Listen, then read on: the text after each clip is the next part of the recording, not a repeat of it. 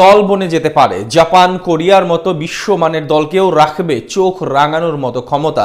কথাটা শুনতে ঘোর লাগলেও বাস্তবতা যেন এমনটাই। কেননা পৃথিবীর বিভিন্ন লিগের আনাচে কানাচে এত প্রবাসী তারকা ফুটবলার যাদের সবাইকে যদি বাফুফে আনতে পারে, তবে বাংলাদেশ হয়ে উঠবে এশিয়ার সেরা দলের একটা। স্বপ্নের ফিফা বিশ্বকাপ খেলাও যেন খুব বেশি কঠিন নয় বাংলাদেশের জন্য। প্রবাসী ফুটবলারদের নিয়ে সেই বিশ্বমানের দলটা কেমন হতে পারে তা নিয়ে বিস্তারিত থাকছে রিপোর্টে।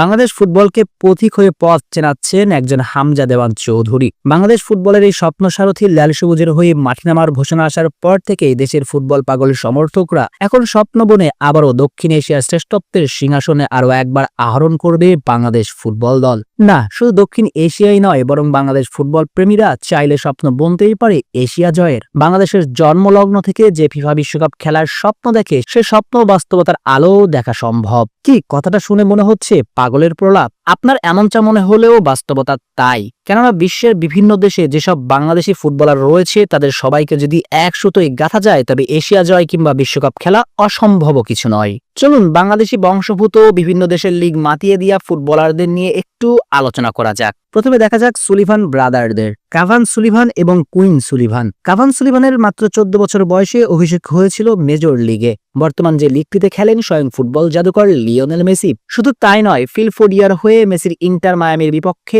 ম্যাচও খেলেছেন এই উইঙ্গার। সে ম্যাচে দুর্দান্ত পারফর্ম করে নজরে এসেছিলেন সবার। এরপর তার আরেক ভাই কুইন সুলিভানও দুর্দান্ত ফুটবলার। তিনিও ফিল ফোডিয়ার হয়ে এমএলএসে খেলছেন সেন্ট্রাল মিডফিল্ডার পজিশনে। এরপর আরেক ভাই রেনান সুলিভানও পেশাদার ফুটবলার। আর এই তিনজনের শরীরে রয়েছে বাংলাদেশের ডিএনএ। তারা মূলত বাংলাদেশি নাগরিক সুলতানা আহমেদের নাতি এবং এই তিনজনই দাদির দেশটির প্রতি ভালোবাসা প্রকাশ করেছে অনেকবার। এই তিনজনের বাইরে রয়েছে জাপান ওয়ান লিগ খেলার রিকুতো হাশিমাতো।